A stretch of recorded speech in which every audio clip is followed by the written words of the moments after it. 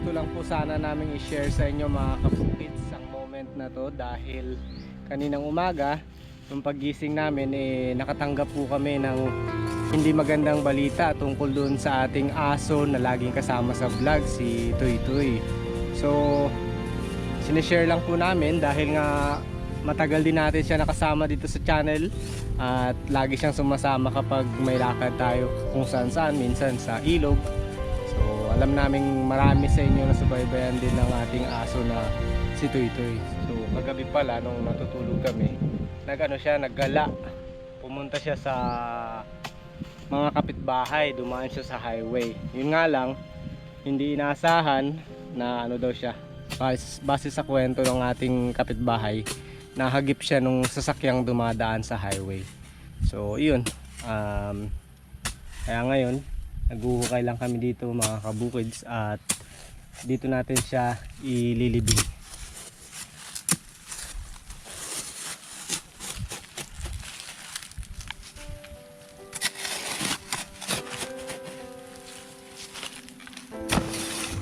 No. Okay. Nainip ka na? Sama-sama ka pa kasi eh. Yung baby mo lag. Come to Papa. Ikaw talaga. Wala ka sasabihin? Thank you. Welcome. Layo nyo pa yan. Tama ka kasi ng sama eh. Pakibigay nga kay Tuy Tuy. Ayaw mo. Toy, ano to, atin? Oh, ito mo. Sabor yan ha, diyan ka lang ha. Mamaya na to yung iba ha. Kain muna kami. Nakakalungkot din kasi dahil medyo matagal din nga natin siya nakasama. Ang kulit-kulit, pati nga si Harabas na share niya ng kakulitan niya nung pumunta sila rito eh.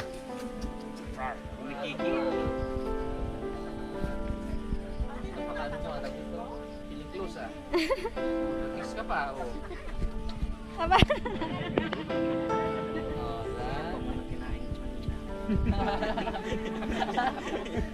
Amoy yan.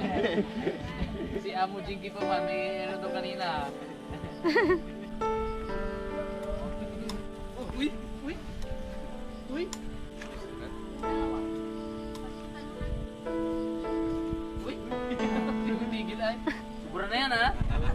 Yan na yan ha, parang okay na yung ano na yan, kulit na yan ha. Ha? Toy, maharot ka din masyado.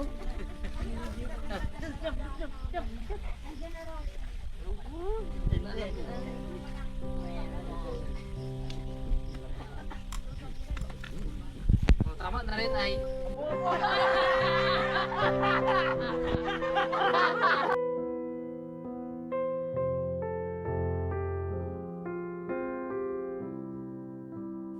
Si Tuy Tuy ay ilang taon na sa atin ma?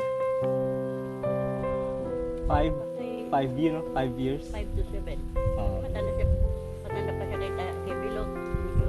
Oo. Matanda pa siya kay... Baka makaano ni tanin eh. Oo.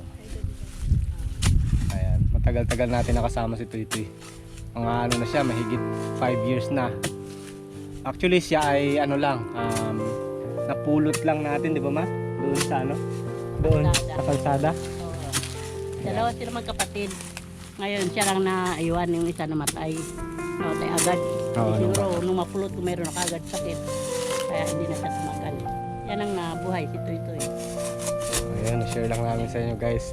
Kasi si Mama B, tuwing umaga, nag-aabang ng sasakyan, mga jeep, dito papunta ng bayan dahil nga yung kanyang hanap buhay ay pagtutoge, pinapadala niya sa jeep. Ngayon, si Tuy Tuy, nung maliit pa siya, cute na cute eh, na dampot niya doon, iniwan sa may waiting shed.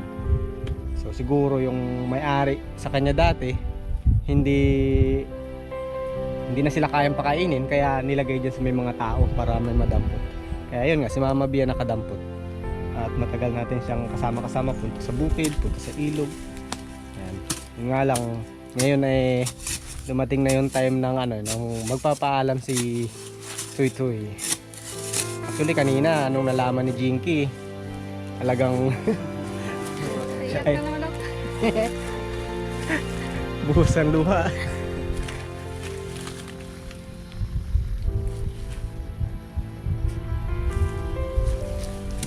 Emotional si Jinky kasi ang tagal niya rin, alam mo yun, laging kasama, para mo na rin kapamilya na talaga, kasi araw-araw pinakakain mo, harot-harot, ganyan. Kaya emotional si Jinky kanina nung umaga. Wala kaming ka-idea eh. So pagliwanag na balita sa amin, yun nga, ganun ang nangyari. Wala tayong magagawa.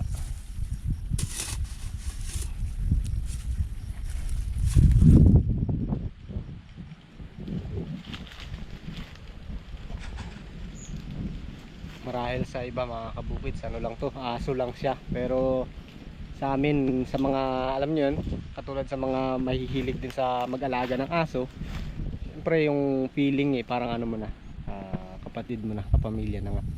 Kaya yung emosyon, hindi rin matatawaran, talagang emotional din.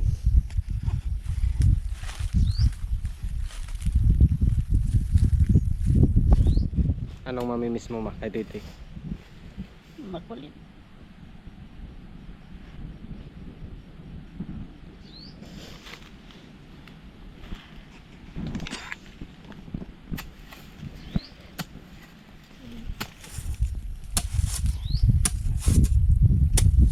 Ano mamimiss mo, Bob? Pag tinatawag ko siya, kakain. Wala na akong natawagin.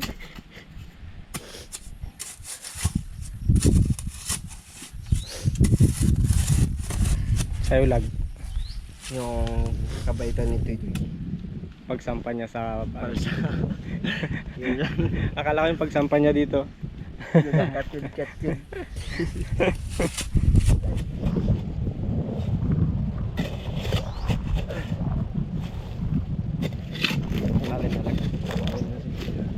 Yan, pwede na yan siguro. Basta hindi na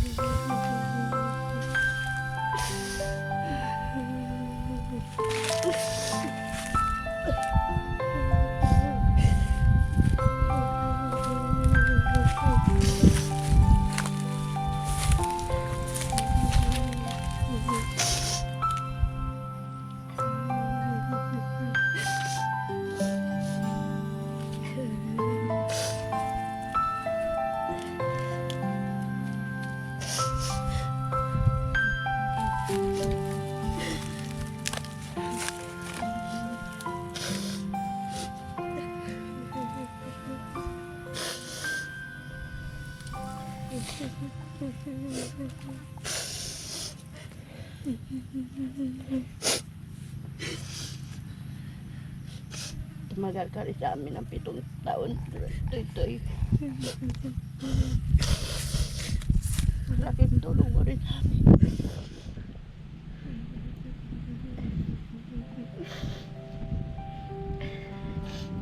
Bye, Toy. Thank you sa alaala mo.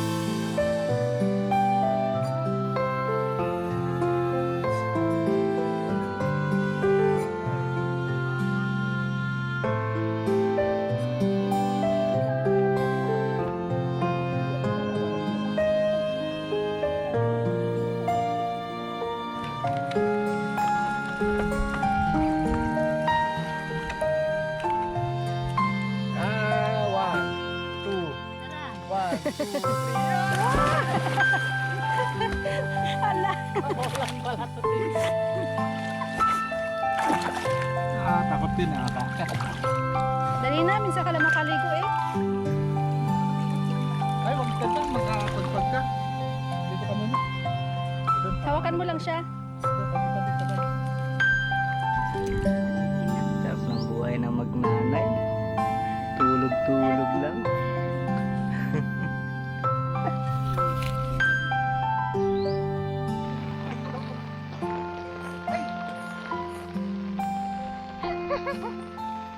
Toy!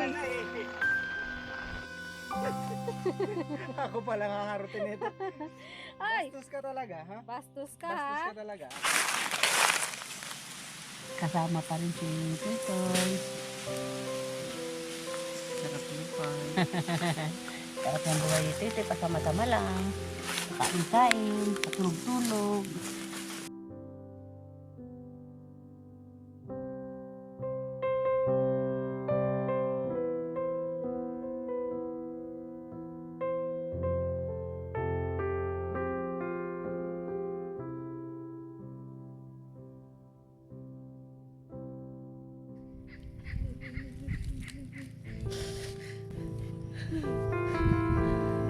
Ilag. Abo na natin.